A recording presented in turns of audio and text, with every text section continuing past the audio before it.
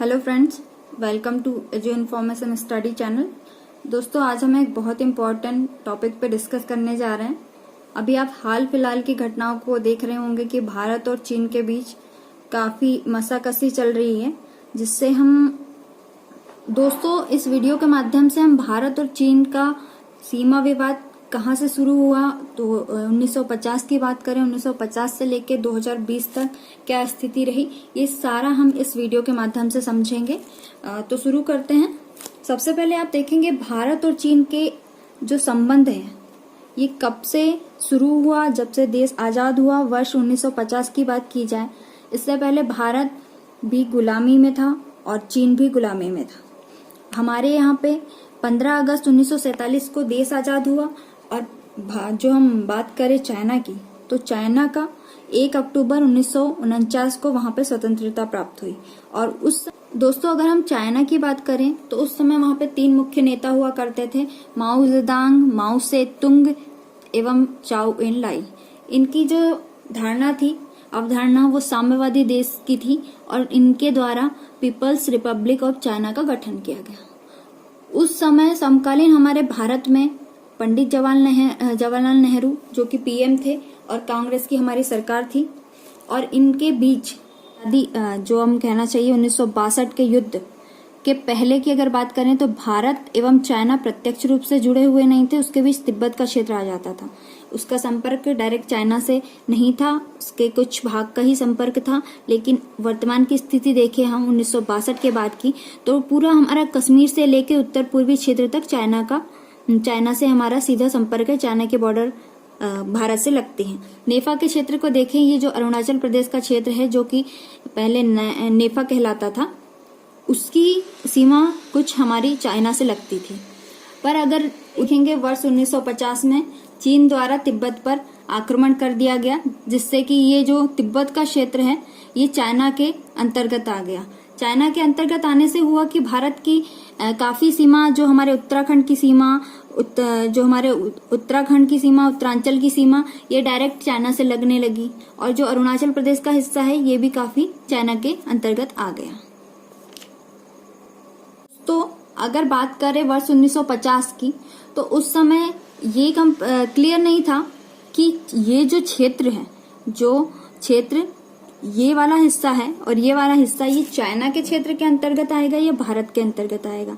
China के द्वारा कोई प्रतिक्रिया नहीं की गई, उनके द्वारा कोई कदम नहीं उठाए गए कि ये सीमा यहाँ से है। हमारे देश का जो मानचित्र है उसमें जो ये क्षेत्र आता है उसकी सीमाएं इस क्षेत्र से लगती हैं। ऐसा कोई भी क्लियर चाइना के साइड से भी नहीं था और इंडिया के साइड से भी नहीं था। दोस्तों, आप देखेंगे कि भारतीय प्रधानमंत्री नेहरू जी, उनके पास उस समय विदेश मंत्रालय था और उनका कहना यह था कि भारत और चीन के बीच ये जो क्षेत्र है, यहाँ का क्षेत्र काफी बंजर है, पहाड़ी इलाका है, पहाड़ी क्षेत्र है, कोई उपयोगी क्षेत्र नहीं है। तो इसको लेके विवाद करना, इसको लेके लड़ाई करना एक व्यर्थ बात है। इसलिए उनका मानना था कि इस विषय में बात नहीं की जाए जब तक चीन की कोई प्रतिक्रिया ना हो। तो उन्होंने इसके विषय में ज्यादा कुछ बात नहीं की, ना ही इसकी सीमा को लेके चीन से उनने कोई वार्ता की और ना ही इस सीमा को लेके। आप देखेंगे कि भारत ने इस क्षेत्र में, ये जो तवांग क्षेत्र है जो कि पहले तिब्बत का हिस्सा हुआ करता था, वहां पे अपनी सेना भेजी। तब भी चीन की कोई प्रतिक्रिया नहीं हुई इसके प्रति। वो बिजी रहे अपने कार्यों में, अपने काम करते रहे, उनने कोई आवाज नहीं उठाई, ना ही उनकी कोई भी प्रतिक्रिया इस क्षेत्र को लेके हुई। उसके पश्चात फरवरी 1952 में, जो उस समय हमारे पे भारत के जो पहले ब्रांड एम्बेसडर हुआ करते थे, राजदूत के.एम. पाणिक्कर, उनको चीन भेजा गया ताकि उनकी प्रतिक्रिया देखी जाए, जान सके कि उनका क्या विचार है इन सीमा को लेके, उनका क्या मानना है। भारतीय जो एम्बेसडर हैं वो चीन पहुंचे 1952 में, फरवरी 1952 में। वहां पे उनकी मुलाकात हुई चाओ एन लाई से, जो उस समय वहां पे पीएम हुआ करते थे। उनकी बात हुई, पर सीमा से जुड़े कोई भी सवाल जवाब नहीं हुए। वहां पे उनकी आर्थिक स्थिति को लेके बात हुई, परंतु सीमा से जुड़ी कोई भी बात नहीं हुई। तो हमारे स्वाभाविक सी बात है, हमारे भारत में भी हमारे यहाँ के पीएम और हमारे यहाँ की संसद को लगा कि अगर उनकी कोई प्रतिक्रिया उस समय नहीं आ रही है, तो उनका कोई विचार नहीं किया जा रहा है उस पर, तो उन्होंने ये मान लिया कि चीन को इससे कोई आपत्ति नहीं है, हमारी सीमा रेखा यही है, मैकमोहन को हमारे तरफ से मान लिया गया और यहाँ से भी हमारे द्वारा मान लिया गया इस क्षेत्र को कि ये भारत के अंतर्गत आता है। परंतु जब ये रिपोर्ट तैयार की गई, जब वहां से जो हमारे एम्बेसडर है, राजदूत KM पाणिक्कर, वो वापस लौटकर आए, उन्होंने जो रिपोर्ट तैयार की कि हाँ, उसमें उन्होंने कहा कि नहीं, चाइना की साइड से कोई प्रतिक्रिया नहीं है, इसके ऊपर कोई बात नहीं है। तो इसका मतलब है कि साफ तरीके से चाइना को इसमें कोई इतना इंटरेस्ट नहीं है। चाइना अपने साइड से, आप देखेंगे कि 29 अप्रैल 1954 को पंचशील समझौता हुआ, जो एक भारत और चीन के बीच एक मैत्री समझौता माना जाता है। उसके बाद हिंदी चीनी भाई भाई के नारे लगाए गए, दोनों तरफ, दोनों साइड की सीमाओं पे दोनों देशों के लोगों में एक मैत्री संबंध स्थापित करने के लिए ये समझौता किया। उसके बाद नेहरू और चाओ एन-लाई की कई मुलाकातें हुई। नेहरू जी कई बार चीन भी गए और उस समय पे भी चीन ने ये साफ नहीं किया था कि साफ तौर से ये नहीं बताया था कि हाँ, कौन सी सीमा से इनका मानना है कि कौन सी सीमा चीन से लगती है और भारत का क्षेत्र कितना आता है, ये इसके बारे में कोई बात नहीं हुई थी। और नेहरू जी ने उस समय ये मान लिया था कि तिब्बत को चीन का हिस्सा मान लिया और भारत के जो तिब्बत के जो क्षेत्र आते थे, भारत के जो तिब्बत पे अपना अधिकार मानता था भारत की, ये तिब्बत का क्षेत्र भारत का है, ये उसको भी उसने सरेंडर कर दिया था, उसको भी इन्होंने चाइना क्षेत्र मान लिया गया था, चाइना की टेरिटरी मान ली थी। तब उसके पश्चात अगर हम नवंबर 1956 की बात की जाए, जब चाइनीज PM चाओ एन-लाई भारत दौरे पे आए थे, तब उस समय तिब्बत में जो तिब्बत के जो धर्मगुरु थे वो भारत में ही थे। उस समय भी उन्होंने कोई अपनी प्रतिक्रिया जाहिर नहीं की। दोस्तों, आप देखेंगे कि ये मुलाकात भी हुई। उसके बाद सितंबर 1957, इससे पहले नवंबर 1956 में चाओ एन-लाई भारत आए।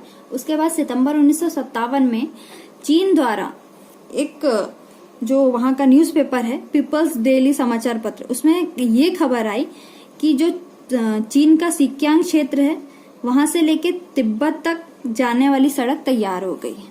अब ये क्षेत्र मैं आपको बताना चाहूंगी, ये चीन का जो सिक्यांग क्षेत्र है, इस क्षेत्र में पड़ता है।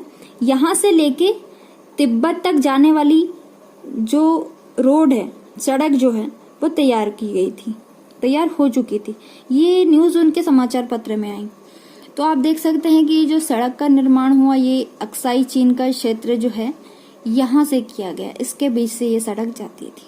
साफ जाहिर था कि जो चाइना है वो इस क्षेत्र को भारत का नहीं मानता था, इसी कारण इसने यहाँ से यहाँ तक सड़क का निर्माण भी कर दिया।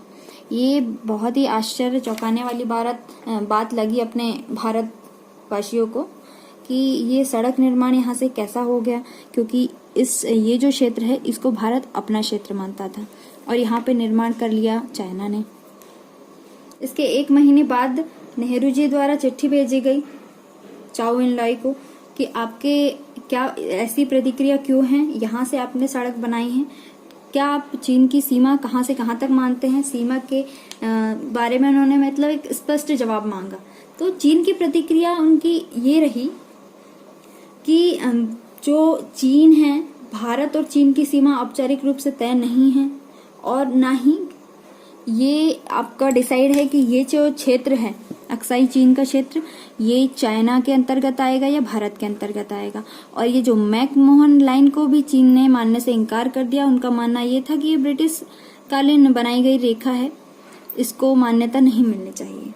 इस पर ये चीन की प्रतिक्रिया रही और उन्होंने ये बताया कि इससे पहले इनका ना उठाने की वजह क्या रही, इस सीमा की बात ना उठाने की वजह ये रही क्योंकि वो कार्यों में व्यस्त थे, उनका ये कहना था। आप देख सकते हैं कि उन्हें इससे पहले वो अपने देश के विकास में लगे हुए थे, अपने देश की जो औद्योगिक जितनी भी आर्थिक गतिविधि है उन्हें तेज करने में लगे हुए थे। सीमा रेखा को लेकर वो सोच नहीं रहे थे, उनकी ये प्रतिक्रिया आई। उसके बाद चीन के खिलाफ जो है दलाई लामा जो भारत आ गए थे। दोस्तों, 24 अप्रैल 1959 को जो तिब्बत में चीन के खिलाफ बगावत होनी शुरू हो गई। दलाई लामा जो चीन के मुख्य धर्म के उच्च माने जाते हैं, वो उन्होंने भारत में शरण ले ली और जो भारत में उनके द्वारा शरण ली गई, इसके बाद चीन और बौखला गया। दोस्तों उसके बाद देखेंगे भारत द्वारा क्या कदम उठाएगा। दोस्तों उसके बाद भारत के द्वारा ये कदम उठाए गए कि 23 अक्टूबर 1959 को पीएम द्वारा बैठक बुलाई गई। उसमें ये डिसाइड किया गया कि भारत के जो उत्तर पूर्वी नेफा क्षेत्र है एवं लद्दाख वाला क्षेत्र है, उनकी सीमाओं पर भारत की सेना की तैनाती की जाएगी, जिसको एक कहना चाहिए आपको कि ताकि सुरक्षा, भारत को भी ये एहसास हो चुका था कि चीन इस बात को, सीमा को नहीं मानता। जो भारत जिस सीमा को मानता है उस सीमा को चीन नहीं मानता। तो ये फॉरवर्ड पॉलिसी इसको कहा गया। ये जो प्रक्रिया अपनाई गई इसको एक फॉरवर्ड पॉलिसी कहा गया। इस पॉलिसी के लागू होने से पहले जो चाइनीज पीएम चाओ इनलाई है, उनका प्रस्ताव आया। वो ये चाहते थे कि भारत और चीन की सेना पूर्व में जो मैकमोहन लाइन है एवं जो लद्दाख क्षेत्र है, एलएसी का जो क्षेत्र है अक्साई चीन का, वो उसके 20 किलोमीटर पीछे चले जाए। मतलब आप बात करेंगे ये अक्साई चीन का जो क्षेत्र है इससे 20 किलोमीटर पीछे चले जाए। चाइनीज का मानना था कि जो अक्साई चीन का क्षेत्र है, यहाँ से भारतीय सेना 20 किलोमीटर पीछे हट जाए एवं ये जो क्षेत्र है यहाँ से भी 20 किलोमीटर पीछे हट जाए। ये उनका प्रस्ताव था, जो कि अब इसके बाद तो स्वाभाविक सी बात थी। अभी तक चाइना को बहुत हम लोग ने उदार तरीके से लिया, हम उनके साथ मैत्रीपूर्ण संबंध स्थापित करना चाहते थे, लेकिन अब नेहरू जी ये नहीं मानते थे कि ये जो प्रस्ताव है इसे हमें मानना चाहिए। अगर वो इसको मानते भी तो विपक्ष और पार्टी के लोग ये बिल्कुल नहीं चाहते थे कि चाइना के प्रति कोई भी उदारता अब दिखाई जाए। दोस्तों अगर हम समय काल की बात करें तो उस समय 20 अप्रैल 1960 को ये प्रस्ताव चाइना द्वारा प्रस्तुत किया गया था, लेकिन इसका कोई हल नहीं निकला। भारतीय प्रधानमंत्री भारत आए थे, उनके बाद भी कुछ इसका सॉल्यूशन नहीं निकल पाया। उसके बाद जो 6 दिसंबर को, इसके बाद भी भारत द्वारा 6 दिसंबर 1960 को संयुक्त राष्ट्र की जो सदस्यता के लिए भारत ने चीन का सपोर्ट भी किया, इसकी वकालत भी की, चीन का बाकायदा सपोर्ट किया। लेकिन चीन एक सेल्फिश की तरह रहा, उसको कभी भी ये नहीं हुआ, उसने कोई उदारता अपने प्रति नहीं दिखाई। आप देखेंगे 15 साल बाद भारत और चीन के बीच युद्ध हुआ 22 अक्टूबर 1962 को, जिसमें हमारे यहाँ के सैनिक जो है वहां पे ऐसे उनको प्रशिक्षण प्राप्त नहीं था कि वो पहाड़ियों में लड़ सके। उनके पास राशन की उपलब्धता, हथियारों की उपलब्धता उतनी अधिक नहीं होने के वजह से हार का सामना उनको करना पड़ा। कई सैनिक, 1383 सैनिक लगभग शहीद हो गए उस युद्ध में। हमारे यहाँ से 1047 सैनिक घायल रहे, बुरी हालत में मिले, और जो 1600 सैनिक का कुछ पता ही नहीं चल पाया ये कहा जाता है। और लगभग 3968 लगभग 4000 युद्धबंदी बना लिए गए, उनको ये यातना सहन करनी पड़ी। इसके बाद आप देखेंगे कि भारत का एक बहुत बड़ा एरिया, लगभग 42,000 किलोमीटर स्क्वायर क्षेत्र चाइना के अंतर्गत आ गया, चाइना के कब्जे में आ गया, और भारत में हमेशा के लिए एक लाइन खींच दी गई। लाइन ऑफ एक्चुअल कंट्रोल तक चाइना का कब्जा हो गया। और अभी देखा जाए तो 1962 से लेके वर्तमान 2020 तक यहाँ पे काफी सारी घटनाएं होती रहती हैं, काफी छोट-मोट लड़ाई होती रहती है। परंतु जो वर्तमान से अगर हम देखें इसको रिलेट करके कि वर्तमान में यहाँ पे क्या हो रहा है, दोस्तों आप देख सकते हैं ये मैप, ये खुद से बनाया हुआ है। इसमें कुछ महत्वपूर्ण जगह जो न्यूज में रही हैं और अभी जो वर्तमान की घटनाएं जहां पे हुई है उसको मैंने इंडिकेट किया है। तो आप देख सकते हैं ये जो मैप है, अभी तक हम देखते हुए आ रहे हैं कि 1962 के बाद इस क्षेत्र पे चाइना का कब्जा हो गया। इसमें आप देख रहे होंगे ये जो 2 लाइनें आपको दिख रही होंगी, एक ये जो लाइन है, 2 लाइनें दिख रही होंगी आपको इसमें, एक ये जो लाइन है और एक है ये लाइन। तो विवाद मुख्यतः इसी के लिए होता है। भारत मानता है कि चीन का जो 1962 में कब्जा चीन का इस लाइन तक हुआ था, और चाइना मानता है कि उसने यहाँ तक अपने क्षेत्र में यहाँ तक की जगह ले ली थी। तो विवाद इन दोनों जगह के बीच में ही होता है। अक्सर जब भी कोई भी घटना होती है, भारत चीन की बात आती है, तो इस जगह को लेके ही विवाद होता है। यहाँ पे गश्त चलती है, हमारे सैनिक गश्त करते हैं, इस क्षेत्र में भी गश्तें लगाई जाती हैं। चीनी सैनिक भी कई बार इस क्षेत्र में पाए जाते हैं, यहाँ पे गश्त करते हुए मिलते हैं। उनकी कई चौकियां यहाँ पे बनी हुई हैं और हमारे भारत में भी कई चौकियां इस क्षेत्र में बनी हुई हैं। दोस्तों, आप देखेंगे इस क्षेत्र में है गलवान वैली, गलवान घाटी, जहाँ ज्यादातर मुठभेड़ हुआ करती हैं। और ये जो नदी है, यहाँ पे लेक है पेंगांग सो लेक। इस लेक से होते हुए लाइन ऑफ एक्चुअल कंट्रोल जाती है, जिसमें चाइना का क्लेम है कि यहाँ से ये वाली जो लाइन दिख रही है आपको, ये जो है ये है लाइन ऑफ एक्चुअल कंट्रोल। और भारत ये मानता है कि ये जो रेड लाइन दिख रही है आप, ये है एक्चुअल कंट्रोल। पर आप देखेंगे ये जो पेंगांग से लेक है, इसके नजदीक जो क्षेत्र है वहाँ पे जो लाइन और ये इसके बीच में यहाँ पे कुछ चोटियां हैं जिन्हें फिंगर्स कहा जाता है। इन फिंगर्स पे अक्सर सैनिकों द्वारा गश्त लगाई जाती है और ये जो गश्त होती है, इनके ये जो चोटियां हैं इनके नाम दे दिए गए हैं, जिसमें F1, F2, F3, F4, F5, F6 इस तरीके से नाम दे दिए गए, जिसमें F1 से लेके F8 तक भारतीय सैनिक पहले गश्त लगाया करते थे। उसके बाद जो चाइनीज ये जो फिंगर्स हैं इनके जो नाम दिए गए हैं, इसमें भारत जो है F4 जो चोटी है, F4 जो फिंगर है वहां तक अपना आधिपत्य भारत का कहलाता है और जो F8 है वहां तक चाइना का कहलाता है। कई बार भारतीय सैनिक F8 जो है वहां तक भी गश्त करते थे, पर अभी वर्तमान में ये बंद है। और जो चाइनीज सैनिक है इनकी जो कुछ आप देखेंगे कि चाइना की जो मिलिट्री बेस है ये F8 पे भी बने हुए हैं कुछ, तो यहाँ तक इनका आना जाना रहता था, लेकिन वर्तमान में ये बिल्कुल बंद हो गए हैं।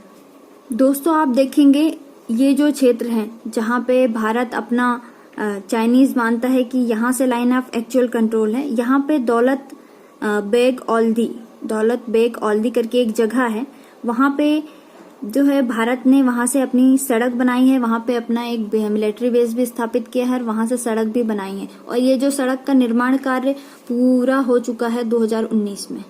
तो ये निर्माण कार्य पूरा होने के बाद भी चाइना द्वारा यहाँ से थोड़ा छुटमुट यहाँ पे मुठभेड़ हुई थी।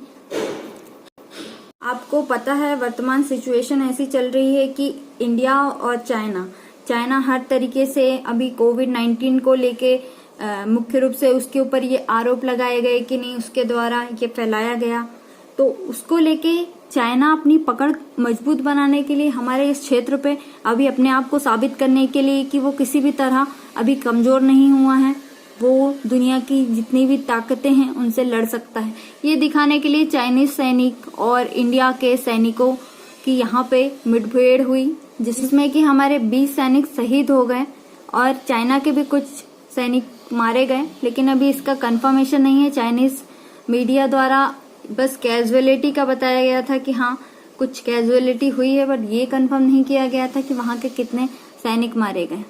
तो दोस्तों, ये चाइना की स्ट्रेटेजी है कि किस तरीके से पूरी तरीके से भारत को चारों तरीके से घेर के रखें और अपना वर्चस्व बनाए रखने के लिए इन डिस्प्यूटेड एरिया में अपना काम, अपनी मिलिट्री बढ़ाए और इनको अपने अंतर्गत रखने के लिए काम करते रहे, अपने आप को साबित करने के लिए।